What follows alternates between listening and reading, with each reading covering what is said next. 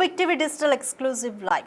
గుంటూరు పెదకూరపాడు స్టేషన్ల మధ్య రన్నింగ్ ట్రైన్లో ఒక 40 ఏళ్ల వ్యక్తి మహిళపై అత్యాచారం జరిపిన ఘటన వెలుగులోకి వచ్చింది. అయితే ఆ మహిళ చెల్లపల్లి జీఆర్పీ పోలీసులకు ఈ విషయానికి సంబంధించి ఫిర్యాదు చేసింది. సంత్రగాచి ఎక్స్ప్రెస్ రాజమండ్రిలో బయలుదేరింది. అయితే గుంటూరు వచ్చేసరికి అది మొత్తం కూడా మహిళా బోగిలోంచి ప్రయాణికులు అందరూ కూడా దిగిపోయారు. అయితే ఒకే ఒక మహిళ ఆ బోగిలో ఉండిపోయింది.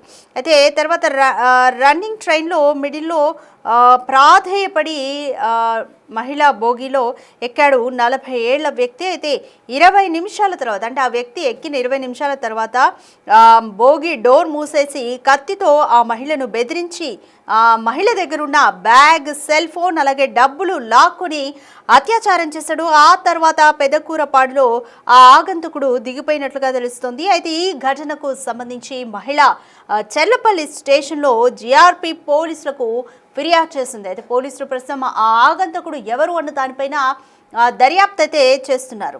సో చాలా దారుణం. రన్నింగ్ ట్రైన్లో ఒంటరిగా కనపడిన ఒక మహిళ పైన ఆగంతకుడు డబ్బులు, సెల్ ఫోన్ను అలాగే నగదు లాక్కోవడంతో పాటు ఆమెను అత్యాచారం చేసి ఆగంతకుడు పారిపోయాడు. సో ఆగంతకుడిని పట్టుకోవడానికి పోలీసులు కూడా తీవ్రమైన ప్రయత్నాలు చేస్తున్నారు. గుంటూరు పెదకూరపాడు ఈ రైల్వే స్టేషన్ల మధ్య ఈ ఘటన జరిగింది.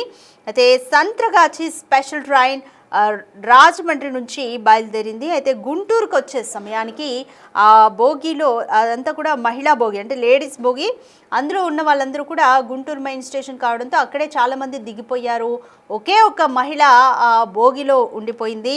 అయితే మళ్ళీ ట్రైన్ గుంటూరు నుంచి బయలుదేరిన 20 నిమిషాల తర్వాత ఒక ఆగంతుకుడు, అంటే 40 ఏళ్ళుగా ఉంటాయి అని చెప్పేసి ఆ మహిళ చెప్తోంది.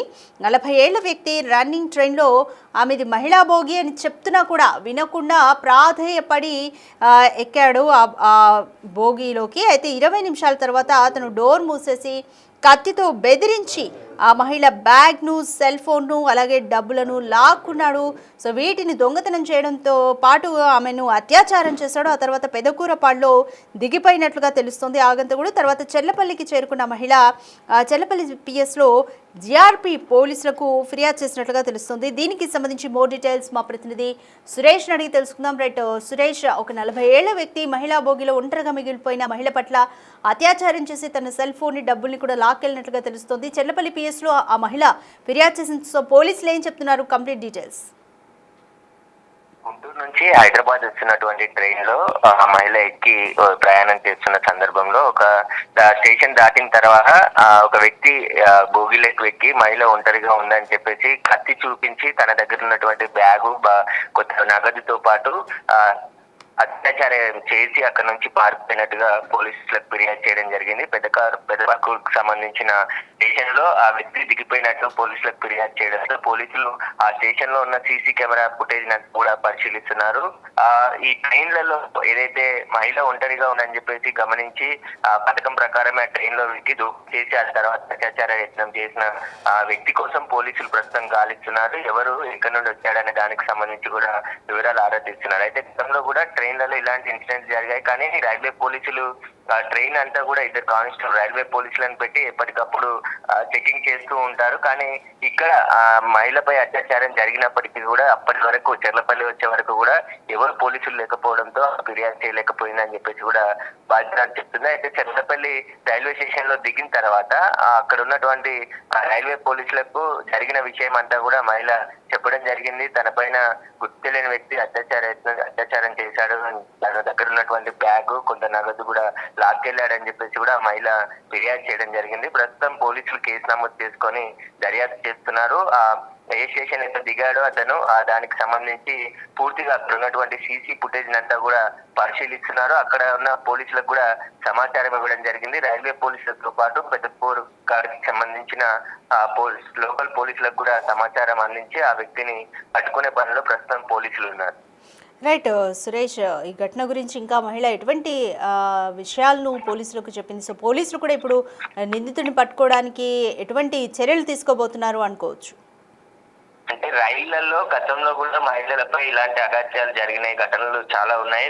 పోలీసులు ఎప్పటికప్పుడు అప్రమత్తమై రైల్వే పోలీసులు నిరంతరం గస్తీ నిర్వహిస్తుంటాము రైళ్లలో అని చెప్పేసి కూడా గతంలో చెప్పారు. కానీ ఇప్పుడు మరోసారి ఈ ఇన్సిడెంట్ బయటికి రావడంతో రైళ్లలో భద్రత కరువైందని చెప్పేసి చెప్పుకోవచ్చు. ఎందుకంటే దాదాపు గుంటూరు నుంచి పెద్దకూరు పాడుకు సంబంధించిన మధ్యలోనే ఆ మహిళపై అత్యాచారం జరిగింది కాబట్టి ఆమె రాజమహేంద్రవరంలో ట్రైన్ ఎక్కి హైదరాబాద్ కి వస్తుంది. అయితే గుంటూరు నుంచి ట్రైన్ ఆమె ప్రయాణిస్తున్న సమయంలో ఎవరు లేరని అక్కడే ఒక మహిళ మాత్రమే ఉందని చెప్పేసి గమనించి ఆ తర్వాత అతను ఆ బోగిలోకి వెక్కి ఆమె దగ్గర ఉన్నటువంటి హ్యాండ్ బ్యాగ్ తో పాటు సెల్ ఫోన్ డబ్బులు లాక్కొని అక్కడ నుంచి పారిపోయినట్టుగా ఆపై అత్యాచారం చేశాడని చెప్పేసి కూడా బాధితురాలు చెర్లపల్లి లో ఉన్నటువంటి రైల్వే పోలీసులకు ఫిర్యాదు చేసింది. ఈ ఫిర్యాదు పైన ఇప్పుడు ప్రస్తుతం పోలీసులు కేసు నమోదు చేసి దర్యాప్తు చేస్తున్నారు. ఇక్కడ సీసీ ఫుటేజ్ చాలా కీలకంగా ఉండబోతుంది. ఎందుకంటే పెద్దకూరుపాడుకు సంబంధించిన రైల్వే స్టేషన్ లో ఉన్న కెమెరాలని ప్రస్తుతం పోలీసులు పరిశీలిస్తున్నారు. ఆ కెమెరాల్లో